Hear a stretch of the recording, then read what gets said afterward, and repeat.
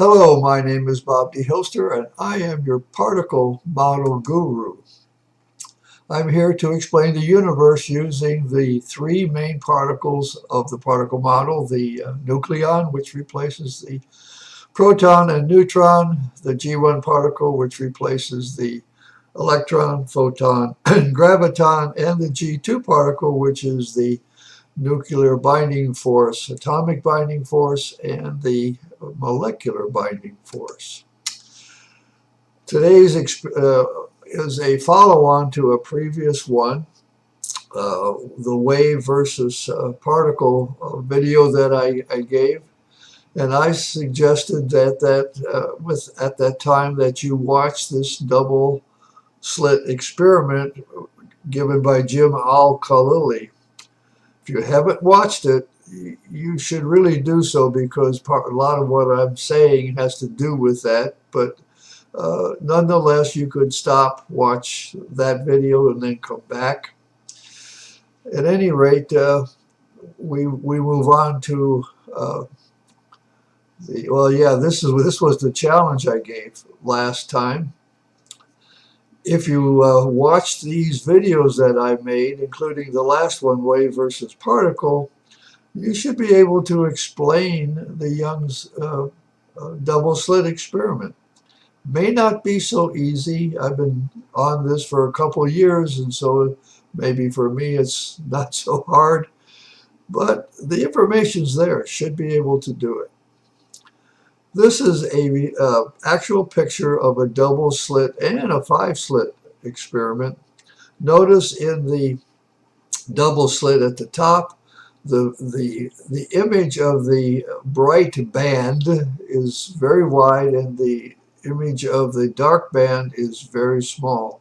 Not true for the 5-slit, but not really going to do much with the 5-slit. Just to note how wide the bright band is and how narrow the dark band is.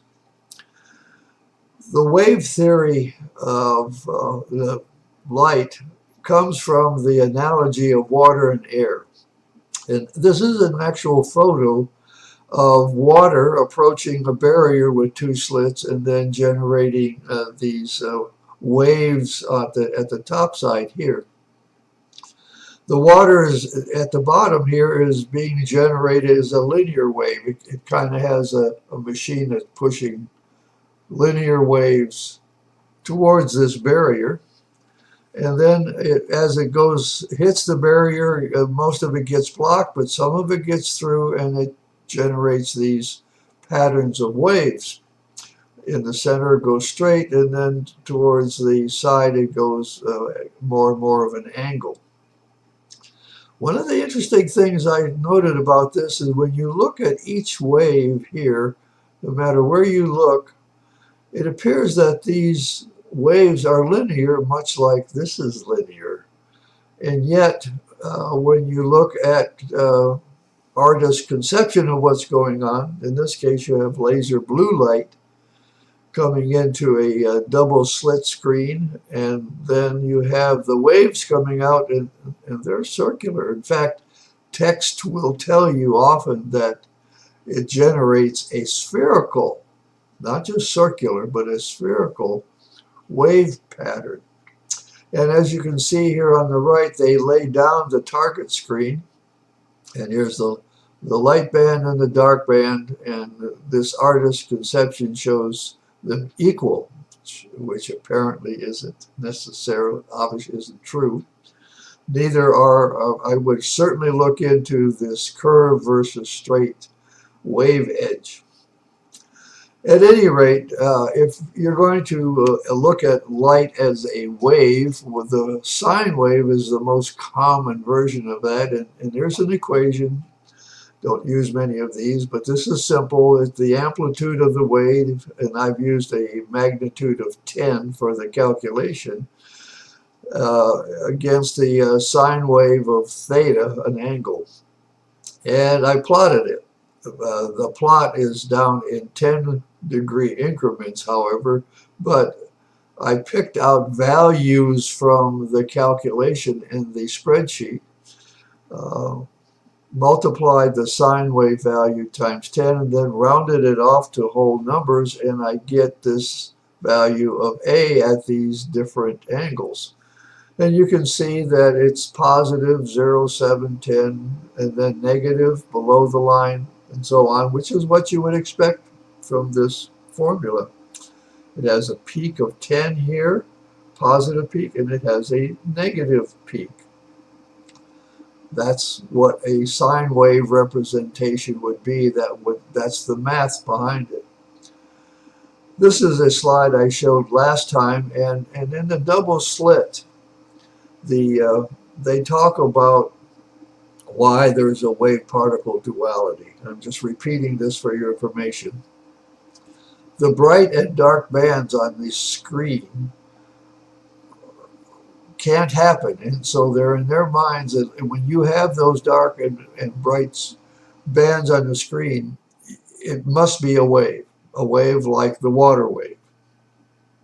However, light is always found to be absorbed at this screen at discrete points as if they were individual particles. So as they go through the slit, they become waves. When they hit the target, they're particles.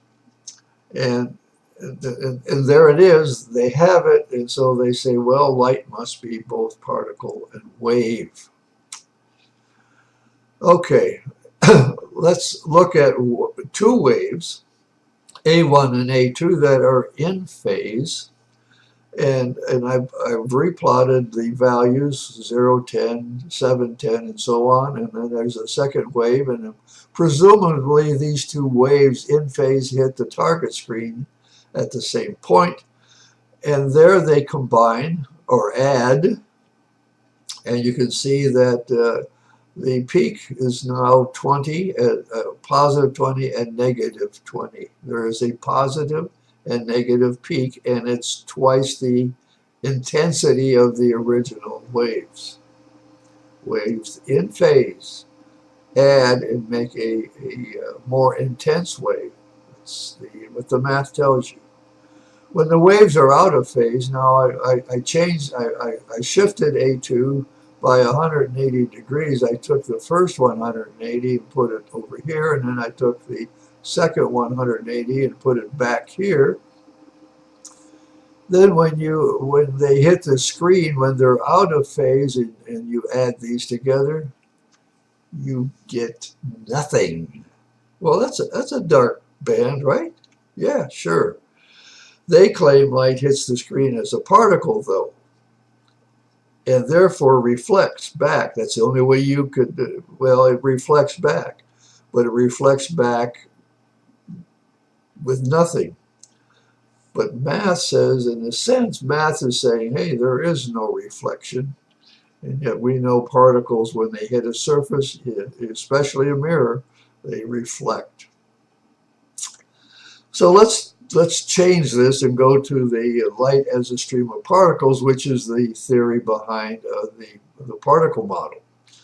The red is what I just explained to you. There's the equation. That's y is equal, well, the amplitude, that should say amplitude is equal to 10 times the sine of theta. And that's the values I get from the calculation. However, for a stream of particles, you cannot have negative particles. So here with a stream of particles, this is the equation for the number of particles at this angle theta. There's the angle, there's the value of n. And in order to avoid the fact that you can't have negative particles, I add 1 to the sine wave and divide by 2. And this gives me a similar but different stream. In this case, the peak is still 10, but the valley is only 0, and its midpoint is actually the value of 5. A peak and a value. Not a positive peak and not a negative peak, but a peak and a value.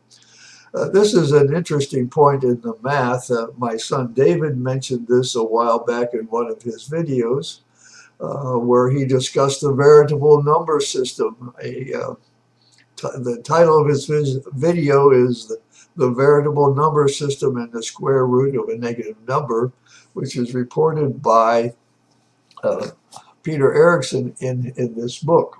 David pointed out this book and had a whole discussion about how negative numbers are really a problem, and he has a new number system called the Veritable number system. You can watch David's video at this link, but he mentions me in the video saying that this is exactly what I do, and this is the reason I do it. Now, at least, since we've used this particle model for light, it has to be this way, not the way it was with the positive and negative peaks. So let's take a look at the key point about the interference pattern, and that is that when a red laser light, these are two beams of red laser lights, or it's one continuous big beam coming in, but showing just two of them, or streams, and these two are in phase. That is, they're both moving up and down at the same time. They're not out of phase, would be this way, up and down differently. They're in phase coming in, but because of the amount they turn, and I'm not describing that today, I'm only talking about the pattern, not the diffraction. But this one turns a little bit, this one turns a lot, and if they arrive at the same point, the phase length, the length is different. This length is different. So this one can arrive in a sense such that the peak is there, but this one may arrive, depending on what that distance is, it may arrive in phase, out of phase, or in between. And so it's very critical. The length, the path length, sets up the situation where they can be in phase or out of phase or otherwise. So now let's look at two streams that are in phase. This is using the particle model. These are the numbers I came up with. This is stream number 1, this is stream number 2, and this is the number of particles. There's the peak of 10 and the valley of 0. When they combine at that point on the target stream, you get a maximum of 18 and a valley of 0. The number of particles is 18. And you notice that the peak is 20, excuse me, the peak is 20, and that 18, 20, and 18 are pretty broad, which kind of explains why the bright band is, because this would be the bright band, the center of the bright band, why that band is wide. Okay, now one of the interesting points about this, if you add up the 8 steps, this is the 9th one and is not part of the summation. It's a repeat of the first 10.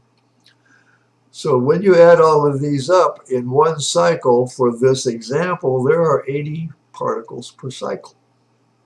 Just keep that in mind, because when we have two streams out of phase, now this is 180 degrees out of phase, so 5, 1, 0, 1 appears 5, 1, 0, 1. And 5, 9, 10, 9 appear over here as 5, 9, 10, 9. So they're 180 degrees out of phase. And when they combine together on the target stream, it's all 10s. Kind of interesting, because I actually used sine math to get those numbers, and it comes out that way. You get odd numbers in other locations, but this works out very nicely. And oddly enough, there are 80 particles per cycle. So there are particles coming back. Once the particles hit the screen, they scatter off the screen, and that's why you can see it. But when they're out of phase, there's no pattern. It's continuous, sort of like gravity. G1 gravity is a continuous stream of particles. And we can't see gravity because there's no pattern. That's why it's dark. Even though these particles hit your eye, you cannot see them. Your eye needs to see a pattern. Now, partially out of phase, you get, this is 45 degrees out of phase, and so you have 10, 9, well, no, 5, 1 appearing here, then 5, 1 there, 0, 1 here, then 0, 1 there. They're 45 degrees out of phase. And you get these values where the peak is 18 and the valley is 2. When you add these all up, 80 particles. Every point, every vertical point on that screen has the same number of particles. There's no canceling out. Minus doesn't cancel out plus because there are no minus particles. They all return the same number of particles at each vertical band, but you could see some, because there's a pattern, you can't see others. See, what we see, our eyes are sensitive to a pulsating stream of particles. Even though our eyes are receiving a steady stream of particles, there's no signal sent to the brain. Our eye and brain actually adjust to a constant background level. There is an adjustment there. This is a very, a very interesting video put out by Howard Hughes Medical Institute. That's the video, and when you click on that video, you will get a menu that allows you to select one of 4 lectures. Bad news is these lectures are 60 minutes, or essentially 1 hour long each. They're long, but I can tell you I've watched them. They're very interesting. I recommend this highly to you, regardless of whether you agree with a particle model or with a wave model of light. This is really interesting. The first lesson is a must-see first, because this sensory transduction talks about how the sensory organs in our body transmit the signal to the brain. And it happens the same way, in a sense, for all of these things, for sight and sound. Lesson 2 is strictly about the eye and the retina and how light is captured and then sent to this the optic nerve. And the same thing for sound. It's all about the ear, the cochlea, and how the signal is sent to the brain. And it's sent the same way once it's into the optic nerve. I haven't watched the neural processing one. I need to do that myself one day. Very interesting. I recommend it highly to anyone. It's very easy to understand. This lesson 1 states, however, that the rods and cones that are in the retina of your eye are captured by they capture the photon. That's what they say. Particle model states it differently. The particle model states that signals are sent to the brain only when the stream of particles push the cone or the rod in a repetitive pattern. That's different than what these videos say. And that's because basically the particle model is a mechanical model that allows for pushing. And each time it pushes the rod or the cone in your retina of your eye, it sends a signal to the brain. So in conclusion, the quantum theory of light is stuck with the wave-particle duality in order to explain Young's experiment. It acts like a wave going through the slit, but it acts like a particle when it hits the target screen. That's their conclusion. The particle model for light is made of only G1 particle streams that have a repetitive pattern. It is this pattern that allows the model to explain the interference pattern, which prior models, particle models of light, couldn't do. That you need this pattern for it to work and generate an interference pattern. And since it is only G1 particles in the stream, there is no wave-particle duality.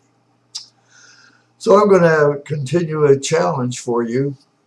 Watch these videos. Wave versus particle was the last one that I did, and it along with the previous one should help you explain diffraction, which, by the way, is part 2 of my presentation. So if you haven't watched these, watch them, and then watch Jim Al-Khalili's video, very interesting. Watch Hughes Medical Institute videos, very interesting. Recommend them highly. My name is Bobby Hilster, and I am your particle model guru. Tune in next time when I will explain more of the universe using the particle model. Thank you for your attention.